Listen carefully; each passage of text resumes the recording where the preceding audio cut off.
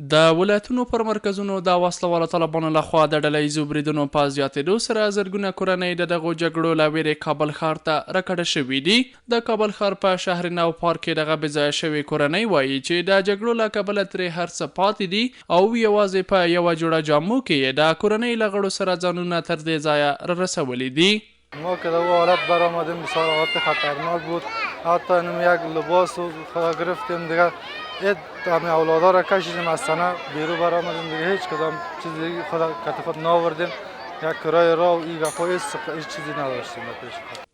ډیری دغه کورنۍ چې له کندوز، تخار، سرپل او سمنګان ولایتونو څخه کابل ته راکډه شوي هره یوه یې د جګړې ډېرې ترخې کیسې له ځانه سره لري. دوی وایي چې له څو ورځو راهیسې په سختې ګرمۍ کې دلته شپې او ورځې سبا کوي خو هیچا یې تر اوسه لاسنیوی نه دی کړی. دوی له افغان حکومت او مرستندویو ادارو غوښتنه کوي چې ژر تر ژره دې له دوی سره بیړنۍ مرستې وکړي.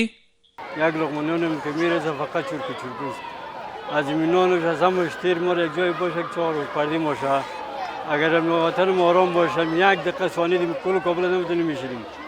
دغه بېځایه شوې کورنۍ له ښکېلو خواو څخه هم غوښتنه کوي چې په هیواد کې د روانې جګړې ته ژر تر ژره د پای ټکی کیږدي ترڅو دوی وکولی شي بیرته خپلو کورونو ته ستانه شي. ما خواستم از یاست که از برای خدا بس است که جنگ تا چه وقت از برای خدا تا چه وقت این مردم اتبالت باشه.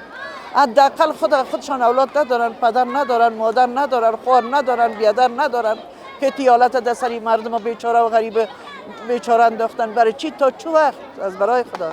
بلخوا پیښو ته د رسېدو په چارو کې د دولت وزارت چارواکي وایي چې په تېرو 2 میاشتو کې د هیواد په ګوټ کې د سختو جګړو له کبله 18,000 کورنۍ بېځایه شوي چې له دې ډلې 11,000 یې کابل ته ځانونه رارسولي دي.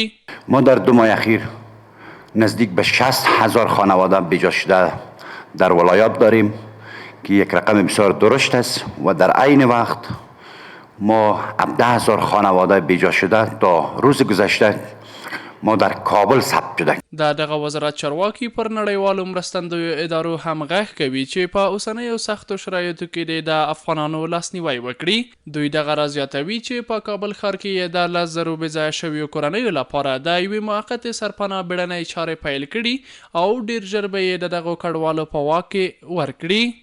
ما برای حداقل 10,000 خانواده ما تلاش ما همیشه که در کابل سرپناه موقت برشان ساخته شود که این سرپناه موقت طبیعی است که در یک نقطه شاید ما در یک محل نتونیم و همو امکانات لازم نداشته باشیم.